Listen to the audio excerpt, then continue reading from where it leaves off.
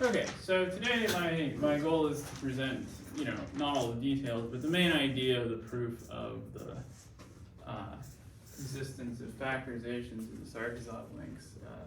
This is a proof following Haken and McKernan. Yeah, so first off, let me just kind of review what the four types of Sarkisov links are.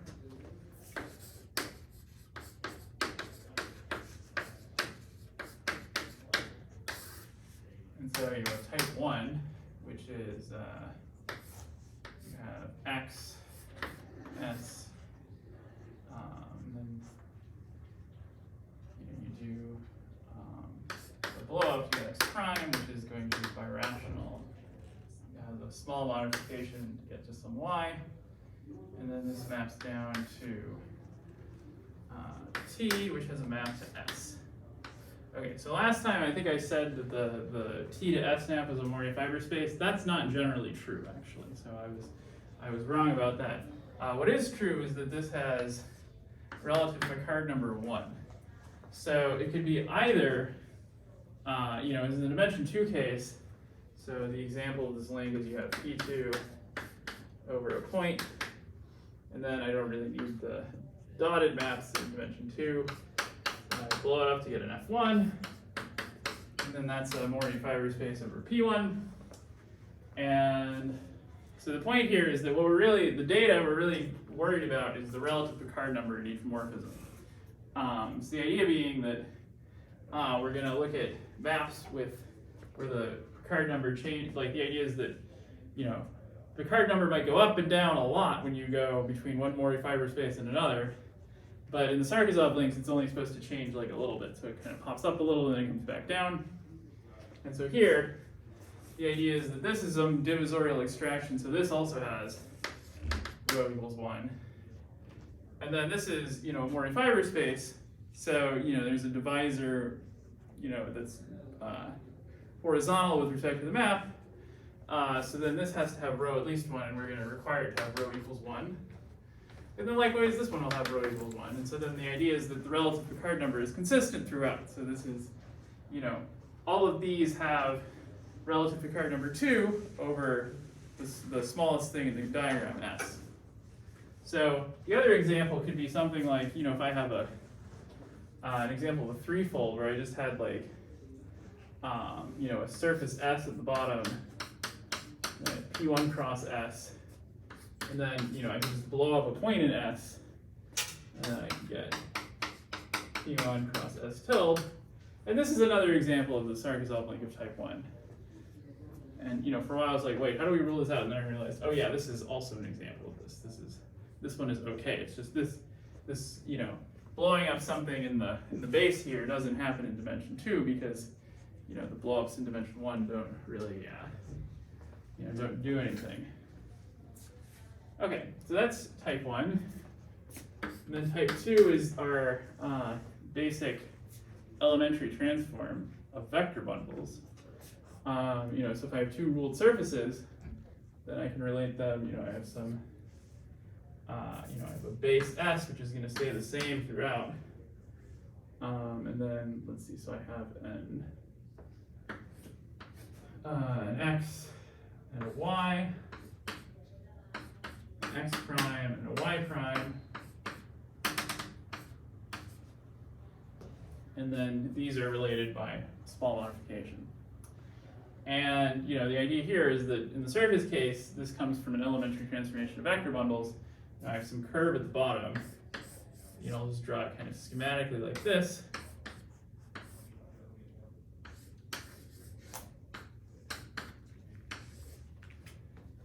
And then, the idea is that I blow up, a point in there,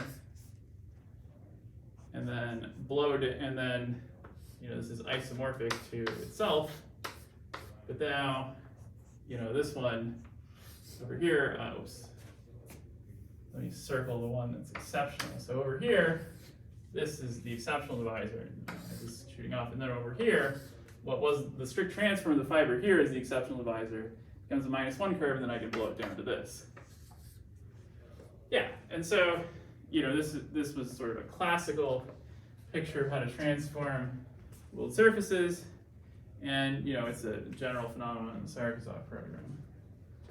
Okay, and then I'm going to skip the link of type 3 because it is just the link of type 1 but reflected. And I mentioned last time that it's you might ask, well, why would you have two different types when there's they're so closely related? But the idea was that the original approach to the Sarkisov program treated the space that you start with and the space that you end with asymmetrically. So it made sense to have the two different, to have extracting divisor in the space that you start with be different from contracting one in terms of what you called in the program. But it's really just kind of a matter of preference in some way and historical nomenclature. Okay, and then finally we have type 4.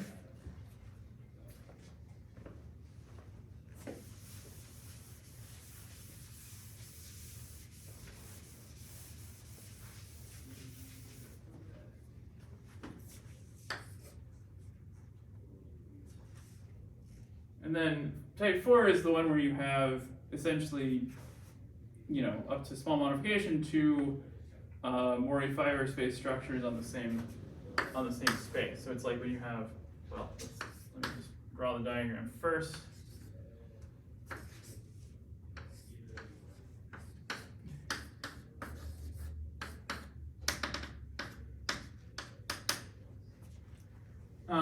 Let's see. So the idea here is that, in dimension 2, these spaces would have to be isomorphic, and so that's, the case we have a P1 cross P1, and then, you just have the normal fiber diagram. So this is projection 1, projection onto the second factor, and, that's two different Morey fiber space structures, and so in particular, you don't really have much in the way of relating these two spaces. They're not, in this case, they're birational, but the birational map doesn't come from this. It just comes from the fact that, well, there's only one P1. Yeah, so here, this might be a Morey fiber space or in a Morey fiber space, or it might, if the dimension is high enough, these might be small contractions. And I guess I could add that there's some, I think it's an open problem whether, let's see, I forget the exact statement, but I think some of the type 4 links can be factored, can be like re-expressed as type 1, type 2, etc. links. But the question then becomes like, can you always do this? And I think that's an open problem, whether the type 4 links can be kind of, avoided. Okay, so let's see. So what is the strategy of proof for that Haken and McKernan used for the Sarkisov program?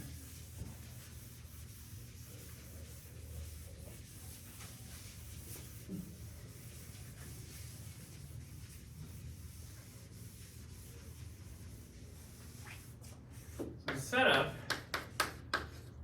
is I'm going to have x and y, of x over s, y over t. These are going to be birational Morey fiber spaces.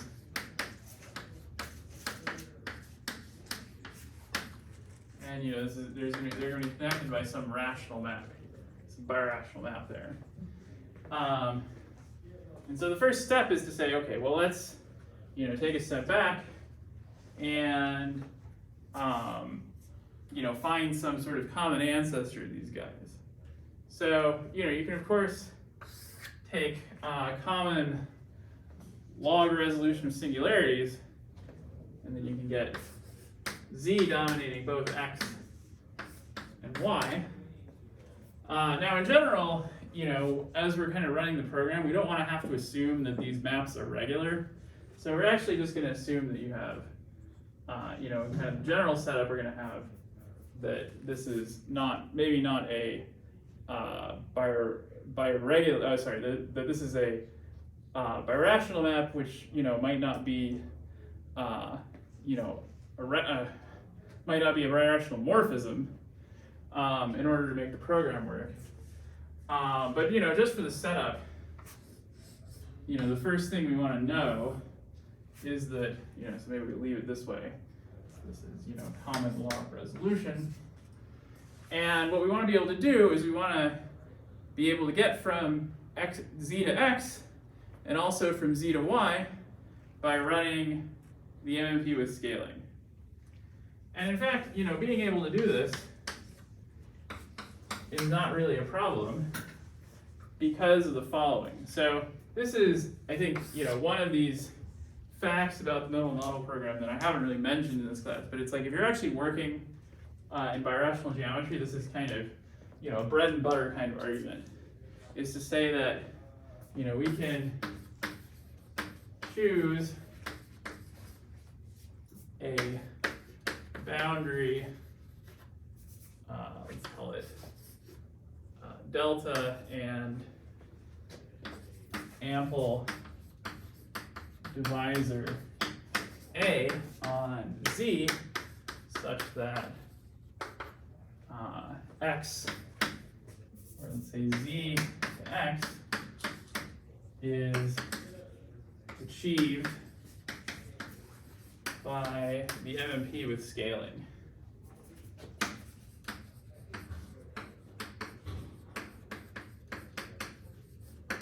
Okay, so why does this happen?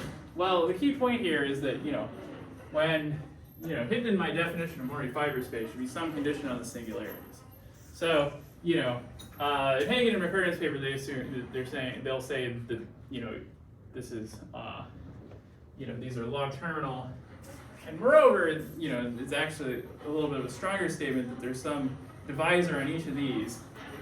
In fact, we'll have some, let's just call this pi. So we'll have some divisor, let's call it gamma, such that, x gamma is KLT, and then this is pi trivial. So in particular, when you have that, then you can meaningfully talk about this map right here being decomposed into flops for this, for this divisor, because then, you'll be like messing around with curves that are trivial for that divisor. Okay, so, we have the assumption that our Z is KLT, and maybe you want to involve the boundary as well, but keep things simple. Let's just leave it as it is. And so then the idea is that I'm going to have kx plus e, where this is just the total exceptional divisor. So all the exceptional divisors with multiplicity 1, then this will be f upper star kz plus the sum of the ai ei, and then where all the ai's have to be positive. This is the definition, part of the definition of being log terminal. And if you combine that with the negativity lemma, then we can get this thing here. So, the idea being that, I have these backward, don't I? Z is the big one and x is the small one. Z mapping to x. And, the idea is going to be that I can also take, given h ample on x, the idea is that I want to take the, I want to have the pullback of h to be what's giving me, to be my big enough divisor that's inducing the map down to x. So the idea is that given h ample on x, I have that f upper star of h is going to be equal to, some big enough divisor, which I can then write as an ample divisor minus the sum of, some bi times the e. So the idea is that, wait, do I want it to be plus? Hang on. Oh yeah, it's actually plus, my bad. Okay. So the idea being that the e's themselves are the negatives are relatively ample. So to cancel the amplitude of this, I have to add them. This is just the fact that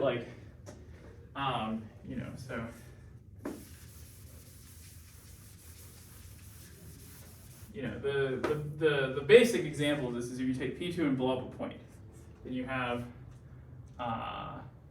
you know, if I take, you know, if I F1 over P2 given by F, so this is the blow up of a single point, and then the divisor, if I take 2 times the pullback of the hyperplane minus the exceptional divisor, that's ample up here. So I have that, you know, I have A equals F upper star L minus a half E, because, you know, I want to, you know, you know, scaling up and down doesn't matter, so I'm allowed to have Q coefficients.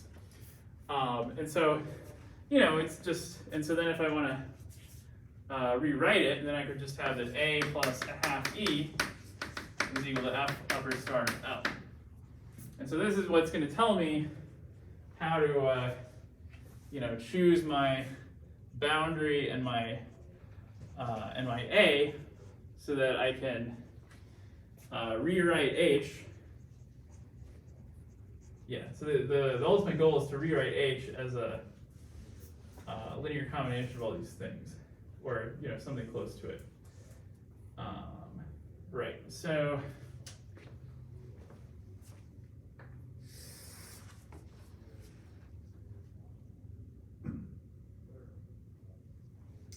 let's see. So yeah, so the idea is I want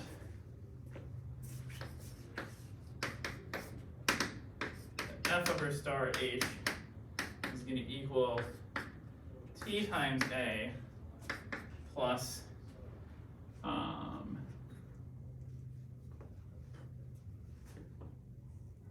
1 minus T KZ plus delta. And then I'm going to also add, you know, and then maybe I have to add some gamma I EI, where the gamma I are positive. And the idea being here that, you know, you may introduce, so the idea is like, you know, if I want to blow back down from F1, if I take this ample divisor and I add E to it, then that'll blow me back down. But if I add more copies of E, it still gives me the same map. So the important thing is just to get the map, not to get necessarily like the full pullback. Yeah, so anyway, you know, then the idea is just, you know, by, you know, this KZ plus E, well, that's the pullback of, you know, that KZ is the pullback of KX, you know,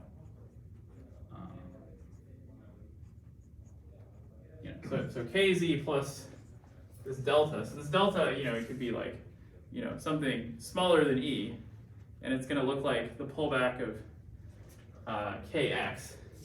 And then the rest of the adjustment you can sort of work into the boundary. So yeah, okay. So that was kind of a hand-wavy proof, but you know, the general idea is just that you know, the singularity condition guarantees you that you can always, you know, if you have a log resolution of something, you can always reverse that by running an MMP. Okay, and then the same argument is going to say, you know, the same holds for Y. So actually, this map is gained from by running MMP, right? yes, yeah, this is the point, is to say that, yeah. So let's just try and do it for this example. You know, the idea being that so KF1, in this case, this is yeah, it's 3L, it's minus 3L, and then how many E's do I want in here? I think it's minus E, because what do I have here? So I should have an E, an L minus E, L minus E. Okay, so it's plus E, right? That's the adjunction formula. Right, so the adjunction formula says this is just, you know, the pullback of this plus E. And then the idea being, okay, so I need some ample divisor, which will be something like, you know, so you know, maybe my ample divisor is 2L minus E. And then in this case, if I'm combining these, let's see, what do I get? Well, I'm gonna get, so if I double this one and add that one, right? And then the idea is that I want to say that there's some multiple of A plus some multiple of this that gets me, some multiple of L plus E as opposed to minus, because if I have some multiple of L minus E, then I don't map back down to P2. I might end up collapsing the other way, which is not what I want. So the idea here is I'm going to say, okay, well, my A plus my K, and then maybe I have to add some boundary here. So then I can say, well, if I have my K plus delta, this is just going to be plus some, let's just say ME, where M is at least 0 but less than 1, because I want this to be, this pair to be KLT. And then, let's see, so then in this case, if I want to cancel the E's with the A, then I'll take 1 plus M times A is equal to 2 plus 2M minus 3 times L, and then, if I do this plus KF plus delta, this is going to be 2 plus 2M minus 3L. And then the idea here is that as long as I pick M at least as big as a half, then I'm good. In fact, I want, as long as M is greater than a half, then I'm good, and I can just collapse back down. So the idea here is that by judicious choice of the ample divisor and the boundary, I can always map down. So, so the idea then is going to be that we can reach Z and we can reach X and Y from Z by running two different MMPs with scaling, and they might have different ample divisors and boundaries. And then the idea is, well, you'd really like to have these part of the same picture. So, there's some adjustments you can do in both directions, and so what Hagen and McKernan ended up choosing, and I don't know how much leeway one actually has with this, but in their paper they choose, we're going to have the ample divisor be the same and the boundaries be different. So the big result of that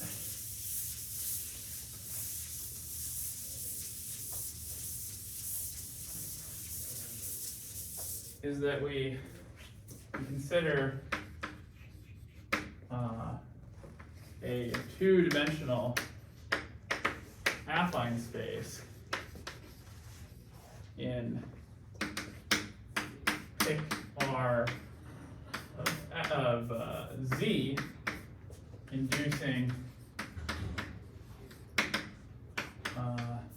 MMPs with scaling to reach X and Y. And so, the idea is that you have, so you have your boundary 1, boundary 2, and your divisor A. And then the idea is that you're kind of interpolating between boundary 1 and boundary 2. And so, these are chosen so that no matter how you interpolate, you still get a KLT divisor. And then the theorems from the big paper of DCHM tell you that not only do all of these MMPs work, but that there's only kind of finitely many of them. So the combinatorics of the models you get is finite. Okay, so the idea is that so we're going to run for any S, the K plus AZ plus SB1 plus 1 minus SB2 MMP with scaling.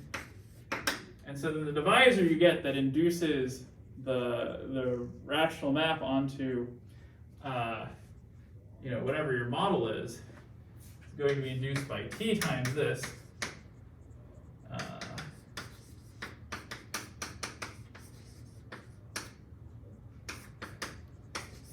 Plus 1 minus T times A. Okay. So, I mean, this, this kind of symbol pushing with the divisors, it's maybe not so important. But what's nice about it is that it lets you get a picture. Now, before I get into that, I think one comment is kind of in order here, which is that, there was a little bit of a paradigm shift in this field, in that when it was first conceived, in the papers of Mori and other people, the idea was that the way you would keep track of what you were doing when you ran the MMP was you would look at the curves. You would say, okay, I have a curve that is k negative, that's what I get rid of, and it was kind of natural that this was the way these techniques were first developed, because it was like, okay, well, what stops my model from being the one I want? What stops it from being canonical or what have you? And and so that was a really useful perspective. But it turns out that the dual perspective is also really useful. And the dual perspective is the one where you have divisors and you're trying to say, okay, I'm going to produce a model where this divisor is ample. I mean, that was kind of the original question, was to say, can we produce a model where K is ample? And then, the curves become a nice way of kind of breaking that down into pieces. But it turns out, for this particular question, looking from the divisor perspective is really profitable, whereas I think looking from the curve perspective, well, I think it's a little murkier trying to see it from there. Certainly it's kind of my own preference to go with this perspective, because this is the one that I kind of, when I learned the theory, I learned it from this perspective, like looking at Cox rings and that kind of thing. So moreover, my favorite kind of diagram explaining all this,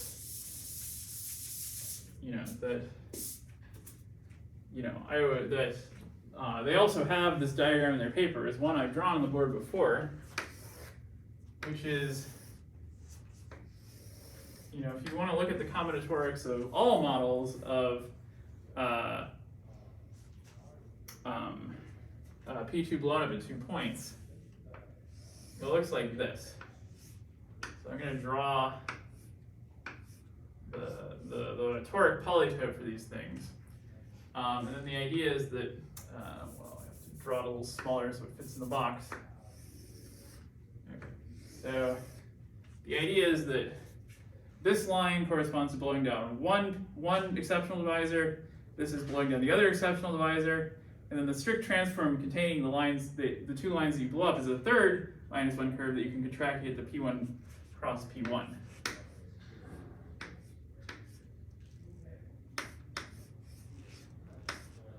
Okay.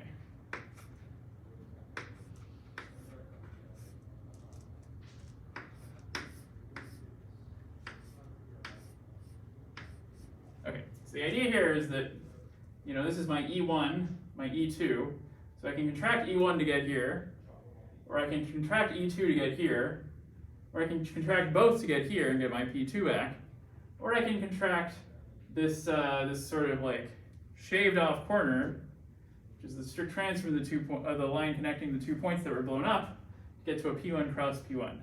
Can I ask again? Yes. So what's a big triangle represent for? I still confused. Oh, what's the big triangle? So this is the so this is all happening inside pick R of the blow up of P2 at 2 points. So this is if you take the effective cone of all effective divisors on here, then let's see. So then it's like, so if this is contracting E1 and this is E1, E2 goes here, and then L minus E1 minus E2 goes there. And so the Picard group, it has rank 3, right? Okay. And then these three are actually generate the cone I see. of effective divisors. And then you're like, well, wait, shouldn't there be 5? But then there's one here coming from, so I've given you this line, and this line, and then this one and this one live here and here. So this is the cone generated by all of the effective divisors on this torque right. Oh, okay. And so then what is the picture giving you? Well, the idea is if you take the ring of sections of any of those divisors, it's going to give you a birational map from P2 blown up at 2 points to one of these things. And the region of the cone, and so then like each of these pieces of the cone is the region of the cone that gives you that particular model. Okay. Yeah, this is super important because this is essentially the entire proof. Is that you could just read it off of this picture. It's just a matter of, I'll explain it for this picture and then say what the general case looks like. But you can see every Sarkisov link in this picture. Okay, so how do you see that? Well, which Sarkisov link would you like me to show you? 4 choices.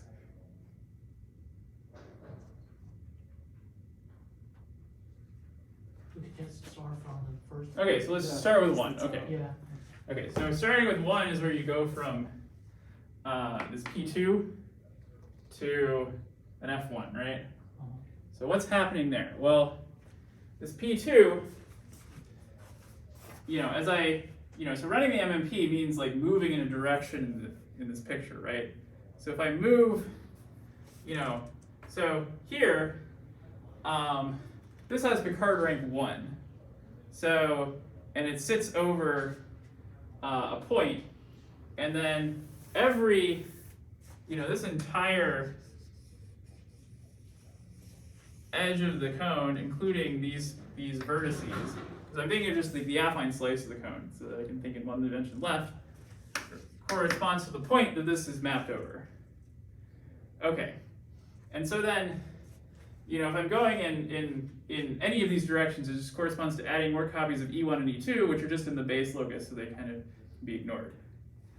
Okay, and so, the idea is that the Sarkisov links are all about hinging around corners in the boundary of the cone. Because, what does it mean to be a Mori fiber space? It means that you've hit the edge of the cone. And so then the base of the Mori fiber space is what's represented by the things in the boundary. So the model you get in the boundary is just a point. And so this gives me P2 over a point. And so I say, okay, well, how do I get from that to a different model? I just say, well, I just kind of swivel around some face they have in common. So here, this face they have in common, it corresponds to the point. But then this piece right here corresponds to a P1. And if you move within the boundary, you have the P1 mapping to the point. And then on the other hand, you say, okay, well then, this chamber right here has to be of something of a larger Picard number because it's a Mori fiber space over something of a higher Picard rank. And that means I had to extract a divisor in one of these moves here. And it turns out it has to be like the last one. So that's telling me that when I cross over here, it's blowing down some divisor. And so this has relative Picard rank 1. And that's exactly what happens in the first Sarkisov link. So that's number 1. Does that make sense?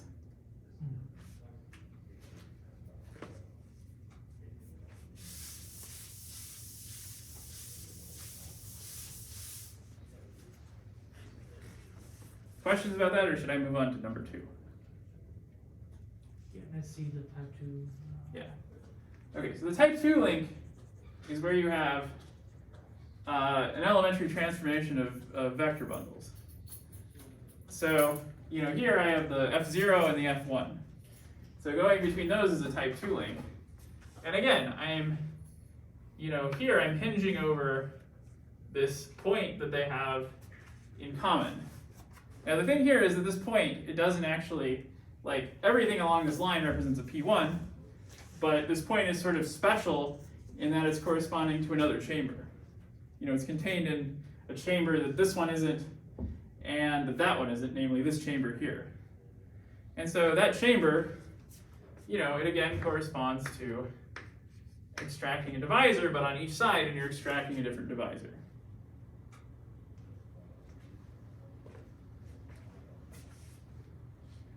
All right, and then type 3, of course, is just the type 1 in reverse.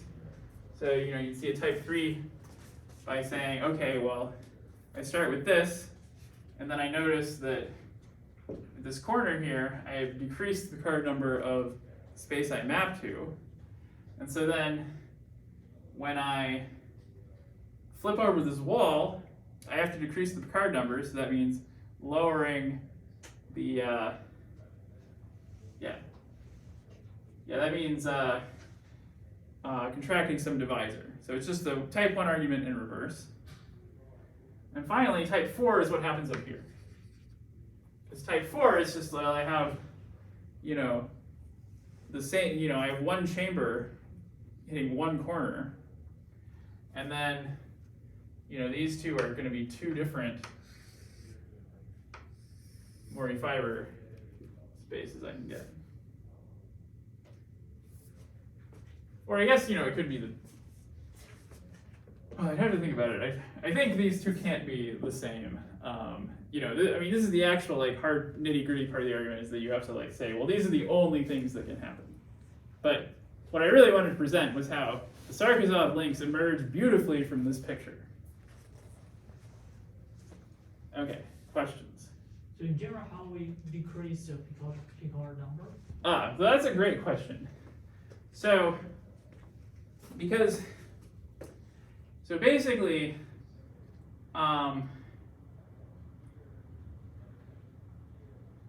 so morally what should be happening is that the dimension of the chamber should go down when you decrease the Picard number. But that's not actually what happens, right? Because everything has the same size of the chamber, right? Mm-hmm. But the idea is that there's sort of is that one of the directions doesn't affect your model, because it's just, I'm just adding more copies of this divisor to the base locus instead of letting it change the model. So that's how the change of the card number happens. But then on the boundary, you can see it because on the boundary, well, you can sometimes see it. Here, this P1, it has Picard number 1. And so what's going to happen is that somewhere you can decrease.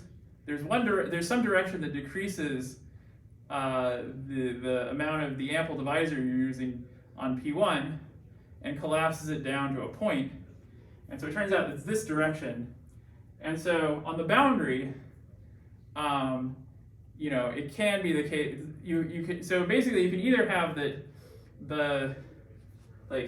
here's the right way to think about it, is that you have this chamber where you're just hanging out in this cone, and then each direction corresponds to an independent member of the Picard group on the big variety. And that may or may not correspond to an element of the Picard group on your model, depending on whether you've kind of hit your limit and hit to the point where that element isn't just in the base locus the whole time. So here, all of your directions come from the Picard group, and then here you have one fewer direction corresponds.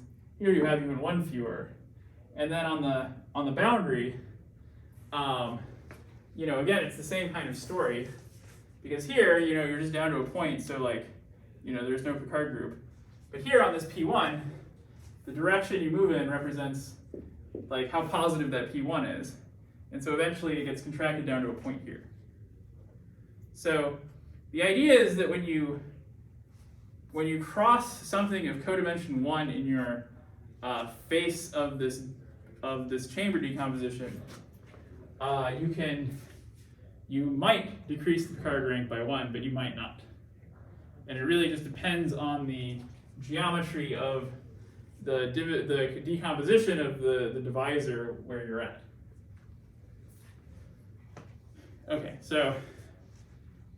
so my answer was basically like, well, it depends on this sort of complicated thing. So to really make sense of that, I think you would have to work out the meaning of this picture yourself, but I've kind of told you most of it. So hopefully that helps.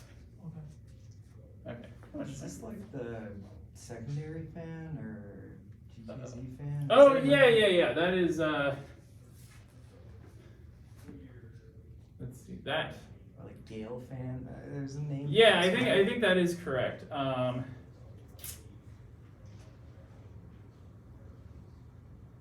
Because I've seen this picture Yes. in like torque variety. Yeah. So yeah, there's textbooks a where- big combinatorial thing about this, and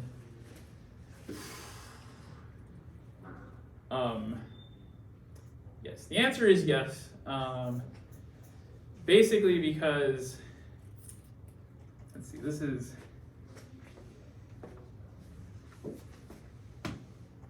because okay, so the idea is that like if you have a toric variety, the effective cone is just generated by the torus invariant divisors, which are just the rays of the fan. And so this is just giving you the rays of the fan modulo, the equivalence coming from the ambient space of the fan, which is exactly Gale duality. Yeah, and then as far as the chambers go, well, it's like, so you can think of this as like, positive functions on the fan, up to wobbling it, right? Up to like kind of tipping the thing by linear functions.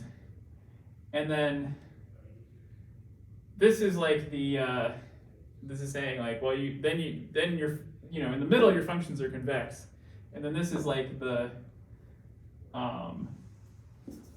and then when you sort of fail to be convex, then you can say, well, I can alter my fan to make it convex, and then this is the picture you get, because like convex function corresponds to ample divisor on toric variety.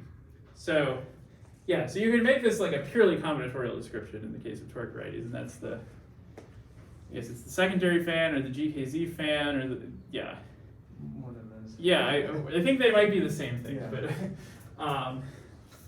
yeah, it's been a while since I've used that terminology, but yeah, I mean, this is the same thing as this combinatorial construction, yeah. Okay, so let me try and explain what happens in general, but I think this is really the motivating picture, like. But in general, what happens is, we went through all this trouble to set it up so that there was, that I had a two-dimensional space, just like over here. So in this case, I'm not getting the whole cone, I'm just getting like a slice of the cone. But it doesn't really matter, because, what happens is I take my two-dimensional space, and so then I have something way out here in the ample cone. And then, maybe I have, my first model X, or rather I have, the idea is that, well, if I slice the cone, then I get some like polygon like this.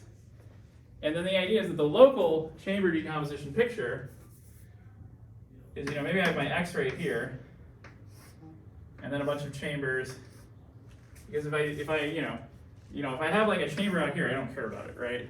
It's only the things near the boundary, which are the Morey fiber spaces. So I only care about, this kind of pattern here. So if I zoom in, so, using like MMP theorems, I can say, well, there's only finitely many pieces to this cone, and to this polyhedron, and there's only finitely many pieces to the chamber decomposition. So I can just assume that my X is here, and my Y is here. So the picture that I have, it's like I'm zooming in on one corner of this triangle, or even this counts as a corner in this picture, because it's a corner of the chamber decomposition. And then I have this picture.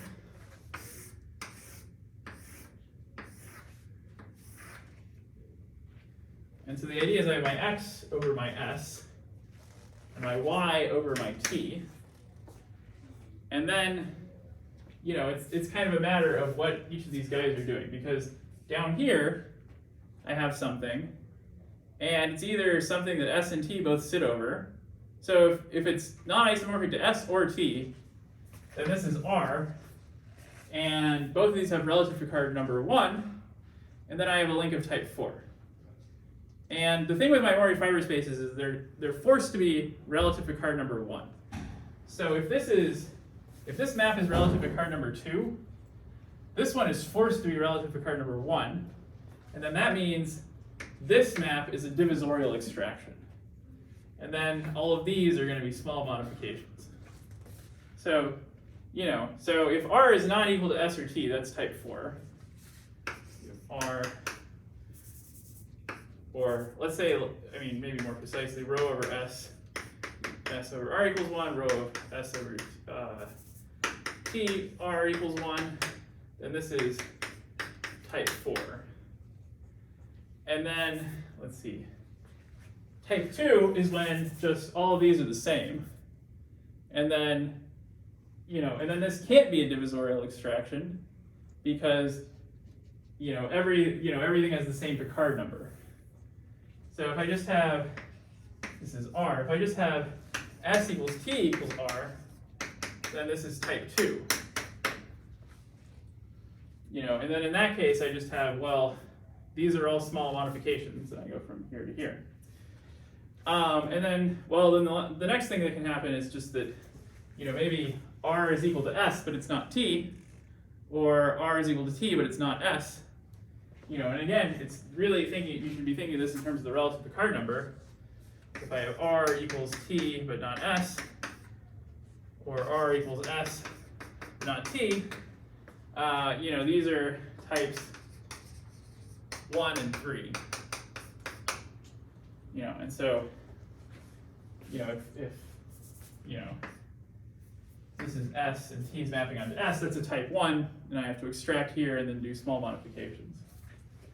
And I suppose the last thing, which I didn't mention before, was that there's a result due to Kawamata that says that if you have a small modification that's k-trivial, then you can factor it into flops and define as many flops. So that was,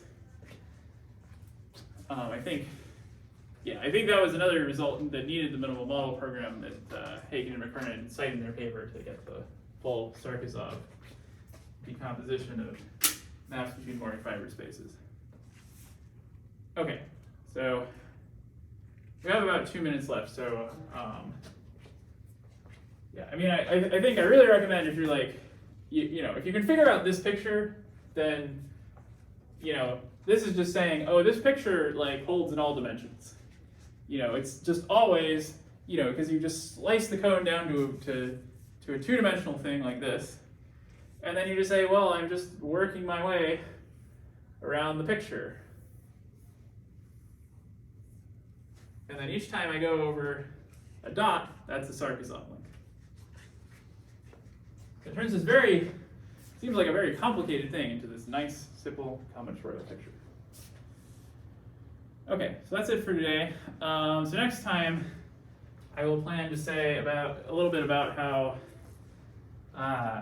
the other ideas from the Sarkisov program, namely this notion that you're kind of keeping track of the singularities of some object and trying to make that better to get from one to the other, how that can be used to prove some nice birational rigidity results, and in particular show that certain Fano hypersurfaces aren't themselves birational to projective space.